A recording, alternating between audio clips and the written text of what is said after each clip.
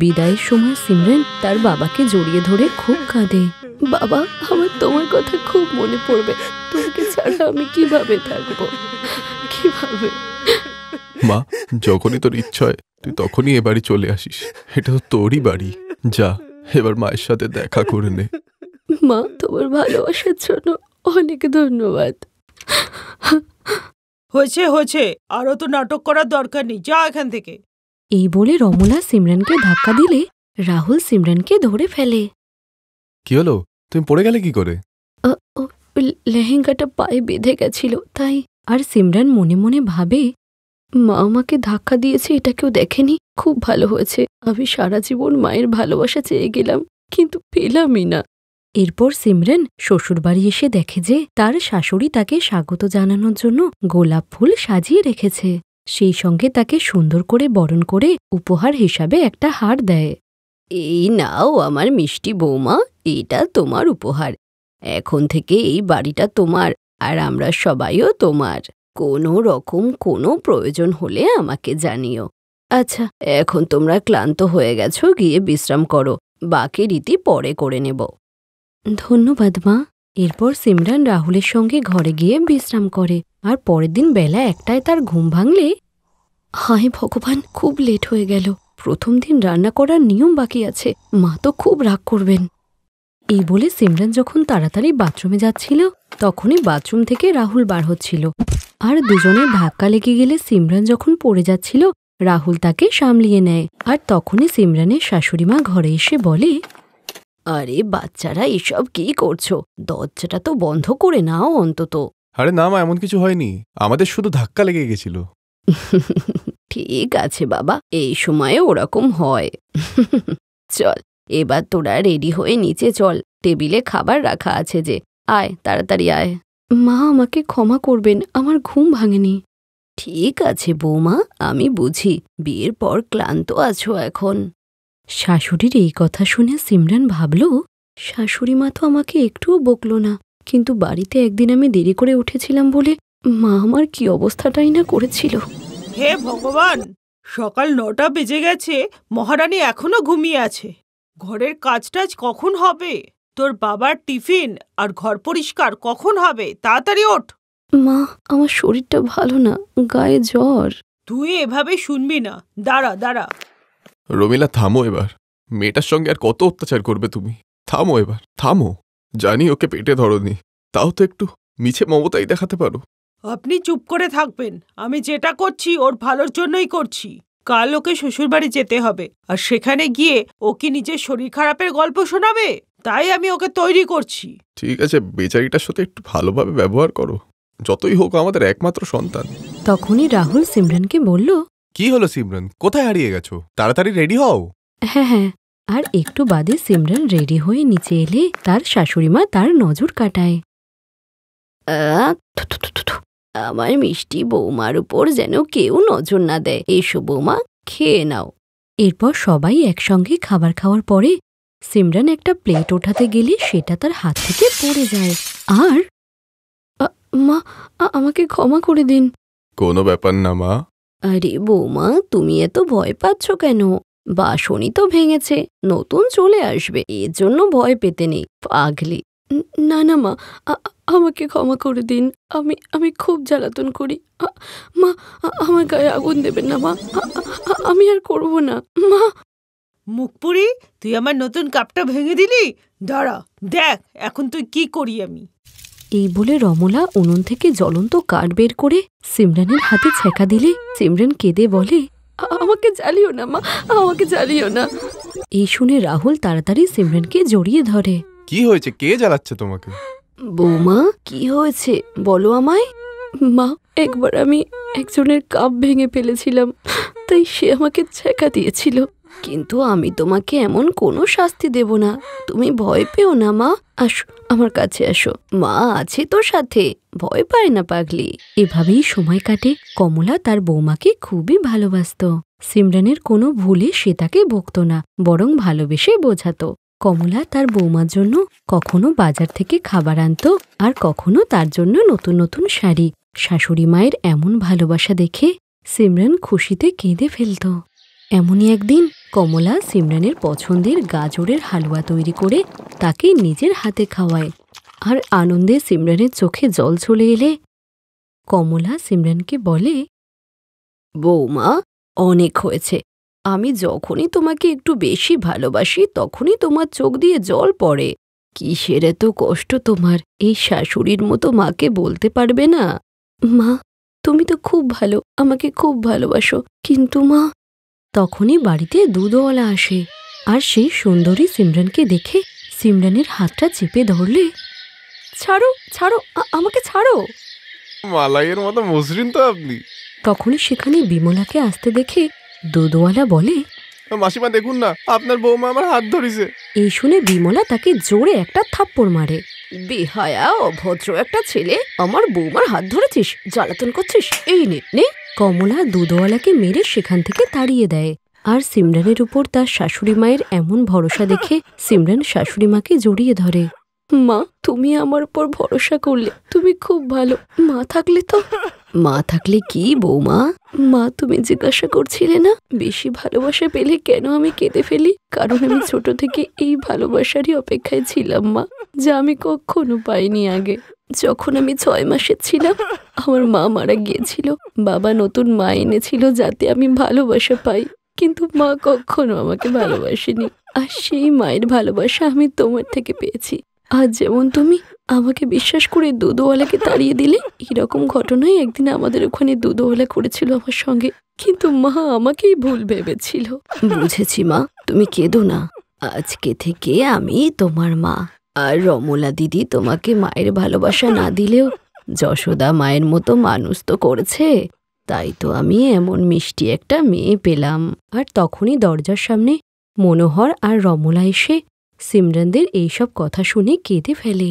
আর রমলা নিজের ভুলটা বুঝতে পেরে সিমরানের কাছে ক্ষমা চায়। আর ওই দিনের পর থেকে সিমরান তার সৎ মা আর শাশুড়ি মা দুজনেরই ভালোবাসা পায়।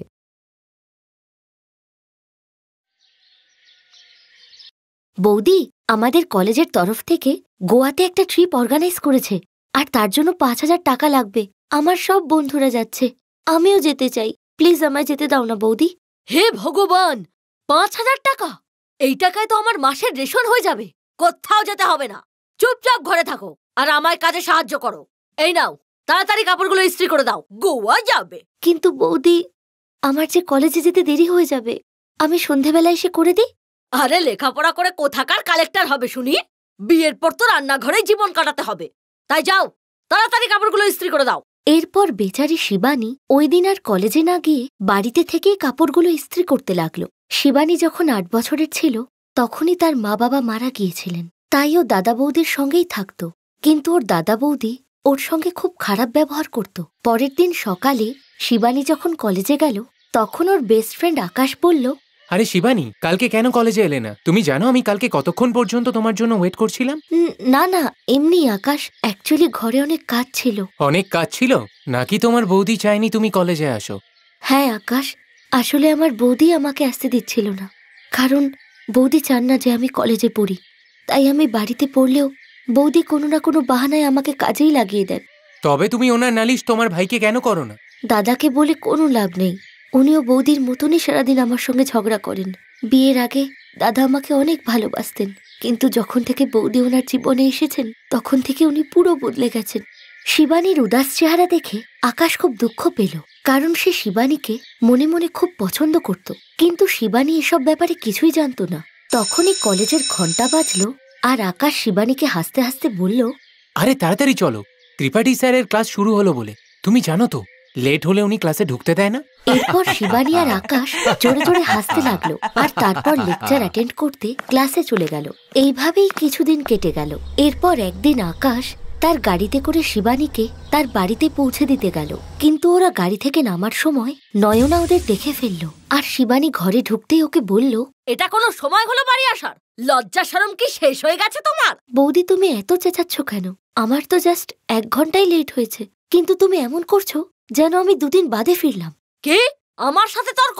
আজ যদি তোমার থেকে আমি 1 ঘন্টার হিসেব না নেই, তবে কাল থেকে যে তুমি 2-3 দিন উধাও থাকবে। তাই যা জিজ্ঞেস করছি তার উত্তর দাও। বৌদি, 2 দিন পরেই আমার কলেজের এক্সাম আছে, তাই আমি লাইব্রেরিতে বসে পড়ছিলাম। কারণ বাড়িতে থাকলে তুমি যে আমাকে কাজের বাহানায় পড়তেই দাও না। আচ্ছা মেয়ে, জিভ তো তোমার কচকচ করে কাচির মতো চলছে। ওই ছেলেটা কে ছিল যে তোমায় ছাড়তে এসেছিল? বলো। ও আমার সঙ্গেই কলেজে পড়ে।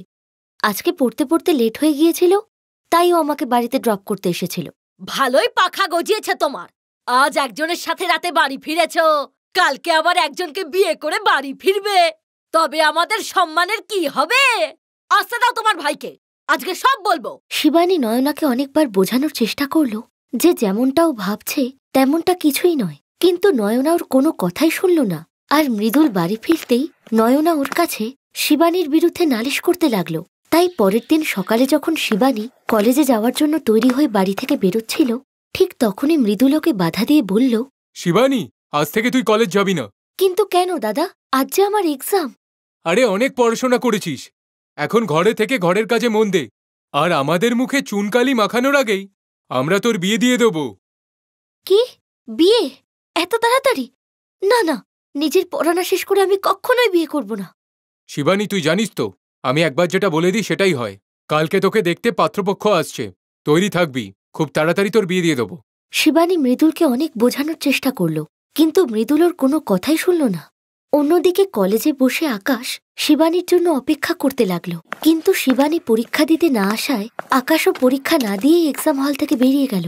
পরীক্ষা শেষ হওয়ার পর শিবানী আর আকাশের বন্ধু নিধি আকাশের কাছে এসে বলল, আকাশ, তুমি পাগল হয়ে গেছো নাকি? পরীক্ষা না দিয়ে চলে এলে যে? নিধি, আজ শিবানী কলেজে এলো না, আমার খুব একটা ভালো মনে হচ্ছে না। তাই তুমি কি একবার ওর বাড়িতে গিয়ে খোঁজ নেবে সব ঠিক আছে কিনা? হ্যাঁ, আমি চলে যাব, কিন্তু তুমি বলো, তুমি শিবানীকে এত ভালোবাসো, কিন্তু ওকে বলছো না কেন? হ্যাঁ, তুমি ঠিকই বলছো। আচ্ছা, তুমি কি ওকে বলবে কাল যেন সকালে ও আমার সাথে পাহাড়ের মন্দিরে দেখা করে? এরপর নিধি সোজা শিবানীর বাড়িতে গিয়ে ওকে আকাশের মেসেজটা দিয়ে দিল। পরের দিন সকালে শিবানী ওই মন্দিরে গিয়ে আকাশের সঙ্গে দেখা করে কেঁদে বলল, আকাশ, আমার দাদা বৌদি আমাকে জোর করে একজন অশিক্ষিত ডিভোর্সি ছেলের সঙ্গে আমার বিয়ে দিচ্ছে, আর ওর দুটো বাচ্চাও আছে। কি? কিন্তু উনি এমন কেন করছে? কারণ ওই ছেলের অনেক টাকা আছে, তাই দাদা বৌদি ভাবছেন যে ওই বাড়িতে আমার বিয়ে হলে ওদেরও টাকা পয়সার অভাব হবে না। নিধি আমাকে সবকিছু বলে দিয়েছে, আর এই নরক থেকে বাঁচার একটাই উপায়, যে তুমি তোমার দাদা বৌদির বাড়ি থেকে বেরিয়ে এসো। কিন্তু তারপর আমি কোথায় যাব? দাদা ছাড়া যে আমার আর পৃথিবীতে কেউ নেই। তুমি আমার বাড়ি চলো শিবানী, কথা দিচ্ছি তোমাকে জীবনে কোনো কিছুর অভাব পেতে দেবো না। কিন্তু তোমার বাড়িতে এইভাবে থাকলে লোকেরা কি বলবে, আর তোমার বাড়ির লোকেরাও বা কি ভাববেন? না না, এটা আমার ঠিক মনে হচ্ছে না। শিবানী, আজ আমরা মন্দিরে দাঁড়িয়ে আছি, আর আমি ভগবানের সামনে দাঁড়িয়ে তোমাকে কোনো মিথ্যে বলবো না। আমি তোমায় খুব ভালোবাসি আর সারা জীবন তোমার সাথে থাকতে চাই। শিবানী, তুমি কি আমায় বিয়ে করবে? আমি ভগবানকে সাক্ষী রেখে সারা জীবন তোমার পাশে থাকার কথা দিচ্ছি। তোমাকে যে কোনো পরিস্থিতিতে খুশি রাখবো, তোমার চোখে কখনো জল আসতে দেবো না। এরপর আকাশের কথা শুনে শিবানী অবাক হয়ে গেল, আর ও কিছু বলার আগেই আকাশ মন্দিরের পুজোর থালা থেকে সিঁদুর নিয়ে শিবানীর সিঁথিতে পরিয়ে দিল। আর আকাশের এই ব্যবহার শিবানীর মনও জয় করে নিয়েছিল, কারণ ও যে জীবনে প্রথমবার এমন ভালোবাসা পেয়েছিল। তাই শিবানী আকাশকে অগ্নিসাক্ষী করে ওই মন্দিরেই বিয়ে করে নিল।